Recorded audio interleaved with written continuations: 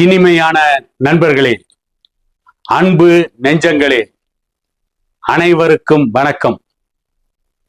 நடந்து முடிந்த சட்டமன்ற தேர்தலில் தமிழக வெற்றி கழகம் வெற்றி பெற்று ஆட்சி அமைத்ததற்கு பின்னால்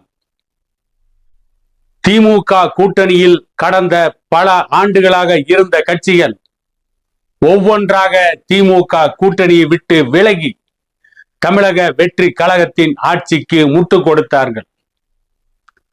கூட்டணி கட்சிகளான விசிக, கம்யூனிஸ்டுகள், காங்கிரஸ் உள்ளிட்ட கட்சிகள் அனைத்தும் நடிகர் விஜய் ஒரு புதிய மாற்றத்தை கொடுப்பார் என்று சொன்னார்கள்.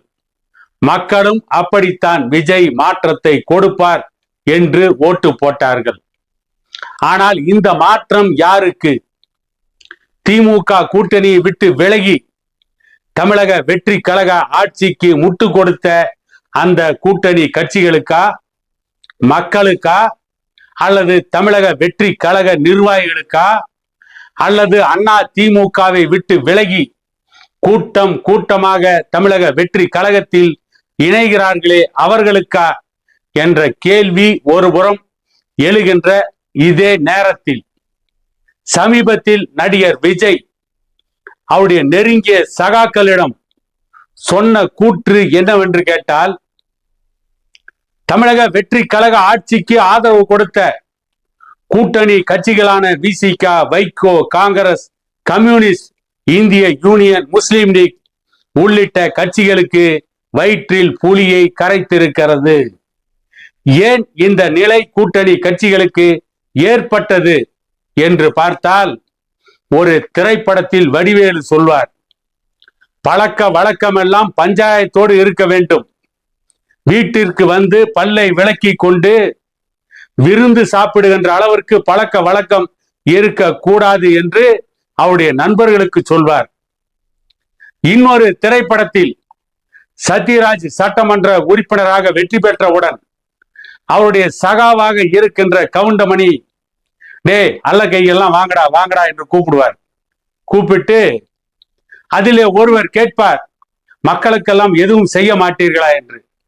திரும்பி வடிவேலு அவரை பலார் என்று ஒரு அறை விட்டு இதுவரை ஆட்சிக்கு வந்த யாராவது மக்களுக்கு ஏதாவது செய்திருக்கிறார்களா? நாங்கள் மட்டும் செய்வதற்கு என்ன முட்டாள்களா? நாங்கள் ஏதாவது செய்தால் இதற்கு முன்பு வெற்றி பெற்றவர்கள் எல்லாம் எங்களை கேள்வி கேட்க மாட்டார்களா? அவர்களுக்கு என்ன பதில் சொல்வது? இல்லாத பழக்கத்தை எல்லாம் எங்களிடம் எதிர்பார்க்காதீர்கள். இப்பொழுது உங்களுக்கு இருக்கின்ற ஒரே வேலை வாழ்க ஒழிக. இதை தவிர வேறு எந்த கோஷத்தையும் நீங்கள் போடக்கூடாது. இதைத்தான் செய்ய வேண்டும் என்று சொல்வார். அதை போலத்தான் நடிகர் விஜய் இப்பொழுது அவருடைய நெருங்கிய சகாக்களிடம் என்ன சொல்லி இருக்கிறார் என்று கேட்டால், கூட்டணி கட்சிகள் திமுக ஆட்சி நடத்திய பொழுது, அவர்களோடு கூட்டணியில் இருந்த பொழுது அமைதியாக இருந்தார்கள். திமுக ஆட்சி என்ன செய்தாலும், எத்தனை தவறுகள் நடந்தாலும் எப்படி வேடிக்கை பார்த்து கொண்டு இருந்தார்களோ, அதை போலத்தான் தமிழக வெற்றி கழகம் ஆட்சியிலும் கூட்டணி கட்சிகள் இருக்க வேண்டும். தேவையில்லாத பிரச்சனைகளை கொடுக்க கூடாது. விருப்பப்பட்டால் கூட்டணியில் தொடரலாம், இல்லையேல் கூட்டணியை விட்டு விலகி செல்லலாம். இந்த ஆட்சியை எப்படி காப்பாற்றிக் கொள்வது என்று எனக்கு தெரியும் என்று விஜய் சொன்னதாக செய்தி இருக்கிறது. ஏன் அவர் அப்படி சொன்னார்? இந்த கூட்டணி கட்சிகளை மட்டுமே நம்பி இருந்தால் இவர்கள் எந்த நேரத்திலும் நெருக்கடி கொடுத்து கொண்டே இருப்பார்கள். அதுவும் அந்த நெருக்கடி மக்கள் நலன் சார்ந்த நெருக்கடியாக நிச்சயம் இருக்காது. இந்த கூட்டணி கட்சிகள் அவர்களுடைய வளர்ச்சியை நோக்கிய நெருக்கடியாகத்தான் இருக்கும். அவர்கள் அரசியல் ஆதாயம் பெறுகின்ற வகையில்தான் தமிழக வெற்றி கழக ஆட்சிக்கு நெருக்கடி கொடுப்பார்கள். வேண்டுமானால் மக்கள் நலன் சார்ந்த திட்டங்களுக்கு நெருக்கடி கொடுத்தால் அதை ஏற்றுக்கொள்ள நாங்கள் தயாராக இருக்கிறோம். கூட்டணி கட்சிகள் அவருடைய கட்சி வளர்ச்சிக்காக, அவர்களின் சுய லாபத்திற்காக, அவர்களின் அரசியல் ஆதாயத்திற்காக தமிழக வெற்றி கழகத்திற்கு இன்றைக்கு நடந்து கொண்டிருக்கின்ற விஜய் ஆட்சிக்கு நெருக்கடி கொடுக்கலாம் என்று நினைத்தால் அந்த எண்ணத்தை இன்றோடு ஒழித்து விடுங்கள். உங்களுடைய நெருக்கடிக்கு நடிகர் விஜய் பணிய மாட்டார், தமிழக வெற்றி கழகம் பணியாது என்பதை நடிகர் விஜய் அவருடைய நெருங்கிய சகாக்களுக்கு திட்டவட்டமாக அறிவித்து விட்டார். இதற்கு என்ன காரணம்?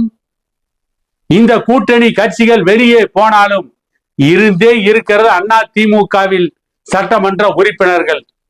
ஏற்கனவே 25 சட்டமன்ற உறுப்பினர்கள் அண்ணா திமுகவை விட்டு விலகி நடிகர் விஜய் ஆட்சிக்கு நம்பிக்கை இல்லா தீர்மானத்தில் விஜய்க்கு ஆதரவாக ஓட்டு போட்டு அந்த நம்பிக்கை இல்லா தீர்மானத்தை வெற்றி பெற வைத்தார்கள். அவர்கள் மீண்டும் அண்ணா திமுகவிற்கு சென்றாலும் கூட இப்பொழுது அவர்களில் 10 பேர் சட்டமன்ற உறுப்பினர்கள், அவர்களில் SP வேலுமணி, CV சண்முகம் உள்ளிட்ட முன்னாள் அமைச்சர்கள் மீண்டும் விஜய்க்கு ஆதரவு தர தயாராக இருக்கிறார்கள். ஆகவே விஜய் முடிவு செய்து விட்டார். இந்த பக்கம் திமுக கூட்டணியை விட்டு விலகி வந்தவர்களை வைத்து குதிரை ஏறலாம். இவர்கள் ஒருவேளை வெளியே சென்று விட்டால், தமிழக வெற்றி கழகத்திற்கு கொடுத்த ஆதரவை வாபஸ் பெற்று விட்டால், அண்ணா திமுகவில் இருந்து வருகின்றவர்களை வைத்து குதிரை ஏறலாம். மொத்தத்தில் ஆட்சியை 5 ஆண்டு காலம் நடத்திவிடலாம் என்ற நம்பிக்கையோடு இன்றைக்கு விஜய் இருக்கிறார் என்று சொல்லப்படுகிறது. அதைவிட விஜய் சொன்ன முக்கியமான செய்தி, திமுக ஆட்சியில் எப்படி அடிமைகளாக இருந்தீர்கள், திமுக ஆட்சியில் எப்படி இந்த கூட்டணி கட்சிகள் கொத்தடிமைகளாக இருந்தீர்கள், திமுக சொன்னதையெல்லாம் கேட்டுக்கொண்டு இருந்தீர்களே, தமிழக வெற்றி கழக ஆட்சியிலும் அப்படித்தான் இருக்க வேண்டும். நீங்கள் அடிமைகள் தான், நீங்கள் கொத்தடிமைகளாகத்தான் தொடர வேண்டும், நீங்கள் உரிமைகளை எதிர்பார்க்க கூடாது. ஆட்சிக்கு ஆதரவு கொடுத்தீர்கள், ஏதோ கிடைப்பதை வாங்கி கொண்டு அல்லது கிடைப்பதை வைத்துக் கொண்டு திருப்தி அடைந்து கொள்ளுங்கள். அதை விட்டுவிட்டு தமிழக வெற்றி கழகத்தின் ஆட்சிக்கோ முதலமைச்சர் விஜய்க்கோ அவர்களுடைய அமைச்சர்களுக்கோ நெருக்கடி கொடுத்து காரியம் சாதித்துக் கொள்ளலாம், நீங்கள் வளர்ந்து விடலாம், நீங்கள் முன்னேறி விடலாம், நீங்கள் பொருளாதாரத்தில் முன்னேறி விடலாம் என்று நினைத்தால் அதற்கு தமிழக வெற்றி கழகம் இடம் கொடுக்காது என்பதை திட்டவட்டமாக நடிகர் விஜய் சொல்லிவிட்டதாகவும், அதை கேட்டுத்தான் இன்றைக்கு விஜய்க்கு ஆதரவு கொடுத்த இந்த கூட்டணி கட்சிகள் விழி பிதுங்கி நிற்கிறது. இந்த கூட்டணி கட்சிகள் இப்பொழுது செய்வது அறியாது திகைத்து நிற்கிறார்கள். மீண்டும் திமுக கூட்டணிக்கு சென்று விடலாமா என்று கூட இவர்கள் யோசிப்பார்கள். ஏனென்றால் அண்ணா திமுக தான் 3வது இடத்தில் இருக்கிறது, 2வது இடத்தில் திமுக தான் இருக்கிறது. ஆகவேதான் விடுதலை சிறுத்தைகள் கட்சி தலைவர் திருமாவளவன் போன்றவர்கள் இன்றைக்கும் திமுகவிற்கு எதிராக கடுமையான சொற்களை பயன்படுத்தாமல் இருக்கிறார்கள். ஆகவேதான் கம்யூனிஸ்ட் கட்சிகள் விஜய் ஆட்சியில் பங்கு பெற மாட்டோம் என்று சொல்லிவிட்டார்கள், அமைச்சரவையில் இடம் பெற மாட்டோம் என்று சொல்லிவிட்டார்கள். விஜயை நம்ப முடியாது. ஏனென்று கேட்டால், பல ஆண்டுகளுக்கு முன்பு பிரான்ஸ் நாட்டில் ஒரு புரட்சி ஏற்பட்டது. அந்த புரட்சி முடிந்ததற்கு பிறகு அந்த புரட்சிக்கு காரணமானவர்களில் ஒருவனான மாவீரன் நெப்போலியனின் உறவை சார்ந்த ஒரு மன்னன் மீண்டும் தன்னை சர்வாதிகாரியாக பிரகடனப்படுத்தி கொண்டான். ஆனால் நடந்தது ஜனநாயக புரட்சி. அதன் மூலம் அதிகாரத்திற்கு வந்தவன் தன்னை மன்னனாக மீண்டும் அறிவித்து விட்டான். ஆகவே கடந்த கால வரலாறு இருக்கிறது. அதை போல நடிகர் விஜயும் சொல்வதற்கு நீண்ட நேரம் ஆகாது. ஏனென்று கேட்டால், ஒரு 10 ஆண்டுகள் 15 ஆண்டுகள் இயக்கத்தை நடத்தி மக்களை சந்தித்து போராட்ட களத்தில் நின்று சிறைச்சாலைகளுக்கு சென்று அடக்குமுறைகளை சந்தித்து நடிகர் விஜய் ஆட்சிக்கு வந்திருந்தால் நடிகர் விஜய் பக்குவப்பட்டிருப்பார். ஆட்சியை சிறப்பாக நடத்துவதற்கு கூட்டணி கட்சிகளோடு ஒரு நெருக்கமான உறவை பேணி இருப்பார், அல்லது கூட்டணி கட்சிகளோடு ஒரு நல்ல உறவை ஏற்படுத்தி இருப்பார்.